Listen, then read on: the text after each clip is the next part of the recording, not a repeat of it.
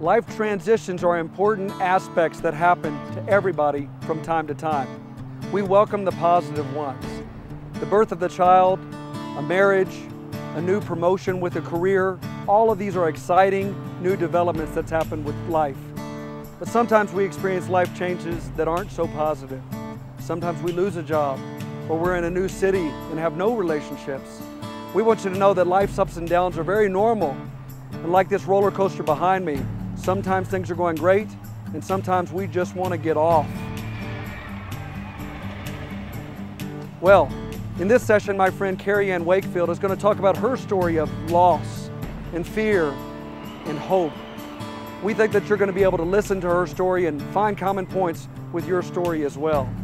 It's important to know that you're normal no matter what you're feeling. And there's ways that you can focus and have direction during this time also.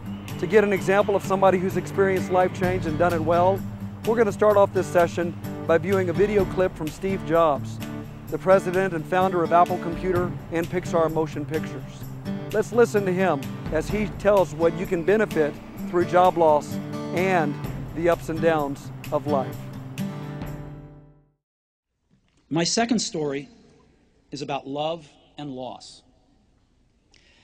I was lucky. I found what I loved to do early in life. Woz and I started Apple in my parents' garage when I was 20. Your work is going to fill a large part of your life, and the only way to be truly satisfied is to do what you believe is great work. And the only way to do great work is to love what you do. If you haven't found it yet, keep looking and don't settle. As with all matters of the heart, you'll know when you find it. And like any great relationship, it just gets better and better as the years roll on. So keep looking, don't settle.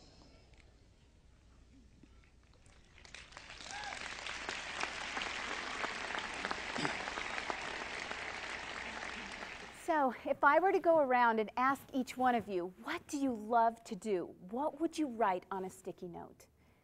What I want you to be doing through this first session is actually thinking about that and putting that on the back burner, because we're going to come back to that at the end of the day. What do you love to do? Many of you may put down 1 or 2 things or 3 or 4 things, and some of you may be in a spot where you're going, I have no idea. Well, like Steve Jobs, sometimes it takes change to get our focus and get us kind of thinking about that kind of stuff again. But other times, the very thing that we love to do gets blocked when change happens in our life. For me, I absolutely love to communicate. I love to impact people, and it doesn't matter what form of communication it is. For me, it's been singing, speaking, leading worship, just making people laugh. What I love to do is impact people and communicate. But what happens, and that I've noticed this throughout my life, when change happens to us, when life happens to us, what ends up happening is we lose our focus. We begin to think, I don't remember what I loved, and do I really love that? And it throws us into a bit of confusion, to say the least. Well, I want to talk about that today. So if you open up your workbooks, you're going to see a life change cycle in front of you. And we're going to work through that together today. And then we're going to give you some tools to get you up and going in this whole job transition period. Now, I know some of you are here looking for jobs. Some of you are here considering trying to move into different areas and do different things. So I'm aware of that, and we're going to be able to tackle both sides of that coin there for you. You'll see that you have that chart, and there are some blanks to fill in on yours. Well, what's going to happen here is I'm going to tell you a snippet of my story. And as I do that, I want you to be looking at that life change cycle and writing down the information. But more importantly, what I really want you to do is tell me what, or kind of mark down what resonates with you.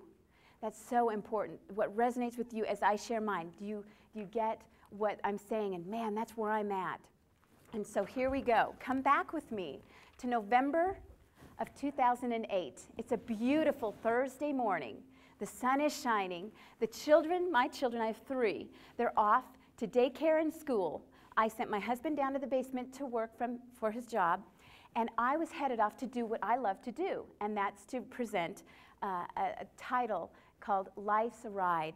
It was a great presentation. I'd done it plenty of times before, and I went out with my best girlfriend, and we got in the car, started talking. I was on the top of my game, felt great about everything.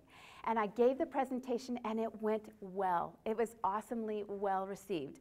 And so when that happens, if I'm ever with you and I take you out to lunch, it means I felt pretty good about what I did. And so I was at lunch with her, and we were talking about all kinds of things, and we pull up into the driveway. And as we pull into the driveway, I see my husband standing there with my little lab puppy. And I'm thinking, maybe he's potty training, whatever. And so I just walk in, thought it a bit odd that he was standing out in the driveway. But we went in, talked about the presentation, and suddenly he said to me, "Carrie, can I speak to you downstairs in the basement alone?" And I thought, certainly. So I follow him downstairs, and we go down there, and he turns to me, and he looks me in the eyes, and he says, "As of today, effective immediately, I've been terminated from my job." And I was like, "You're joking. You've got to be kidding me." Because my brother had been expected to be transitioning out of his job into a new job.